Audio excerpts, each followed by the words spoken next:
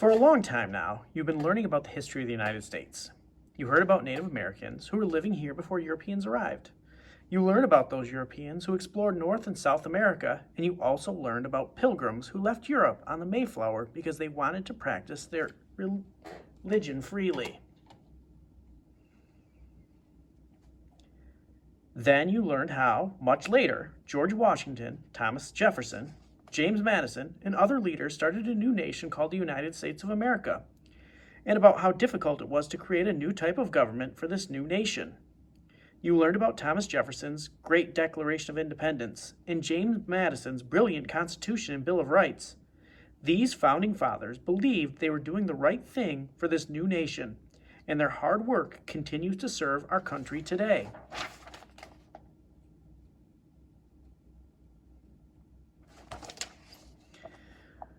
You also have learned about immigrants, people who leave their home country to settle in a different country.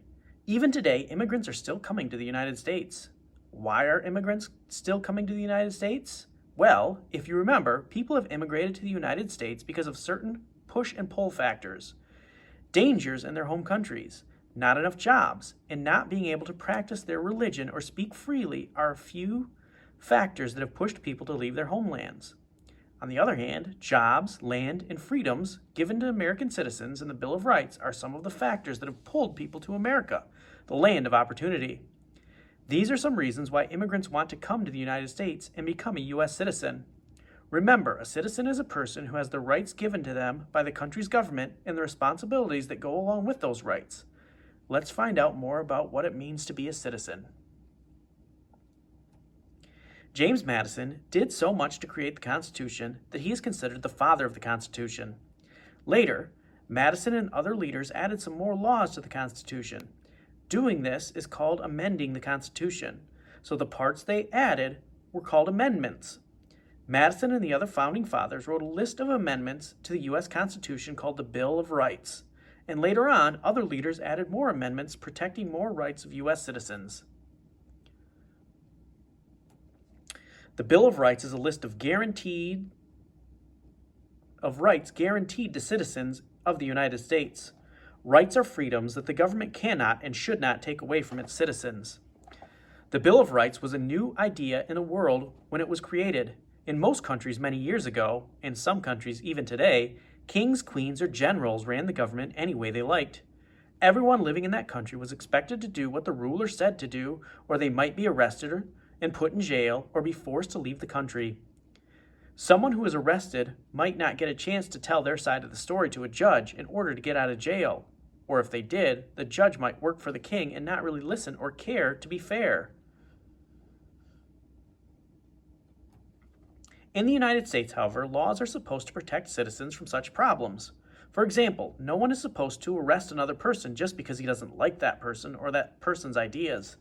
If someone is arrested for a crime or doing something that is against the law of our country, the government cannot just keep him in jail as long as they want.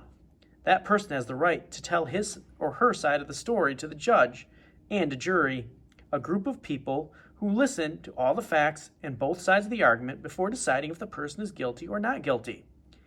Anyone that comes before the judge and or jury is considered innocent and must be proven guilty before being sent to jail. Another very important right and duty of citizens is the right to vote. Adult U.S. citizens decide who will be their president and who will represent them in the Senate or the House of Representatives, or who will be their local mayor. U.S. citizens vote for the people they want to do these jobs, and whoever receives the most votes gets to serve in that job. Any adult citizen can run for most elected positions or jobs. The Constitution says that people who were not born in the United States cannot run for the presidency. If you are a citizen of the United States and were born in the United States, when you grow up, you may decide to run for government office. That means you let other people know you want a job in the government, and you hope citizens will vote to have you represent them in government. As an adult citizen, even if you do not run for office, you will get to vote for your representatives in government offices. Voting is one of your rights and duties as a U.S. citizen. Freedom of speech, freedom of religion, and the right to vote and the right to do a fast and fair trial are just a few of the rights listed in the Bill of Rights. But citizens also have responsibilities. For example, even though you have the freedom of speech, you still have the responsibility to not say things that might put people in danger or say things that might hurt others. Notice how rights and responsibilities go together.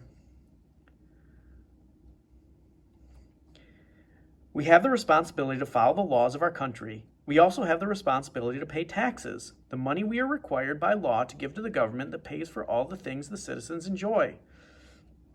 Our taxes pay for things like public schools where you can learn, public parks where you can play, public libraries where you can check out your favorite books, and the roads and sidewalks that help you get to those places. Can you name something that you enjoy that has been created using money from taxes?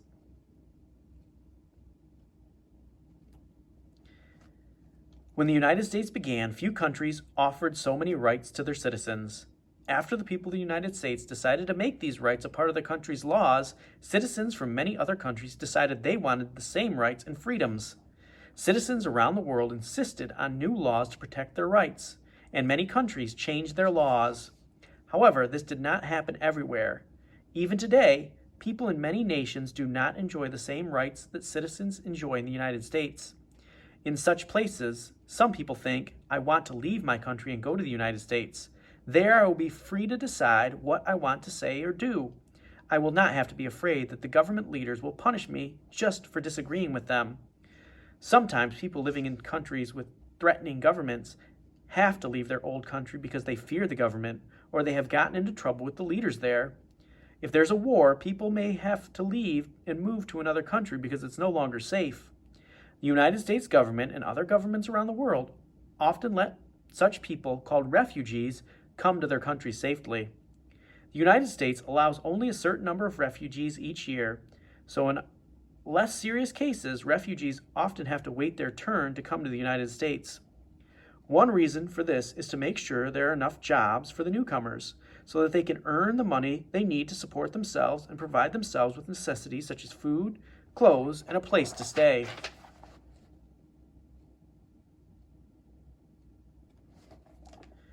James Madison and his fellow leaders, whose ancestors were immigrants to America, wrote laws or rules that all United States citizens must follow. Today, citizens can vote to change laws, to make them better, or to make new laws. Still, all United States laws must go along with the principles in the Constitution and its amendments like the Bill of Rights. These were intended to guarantee the rights of all citizens, whether naturalized or born in the United States, both now and in the future.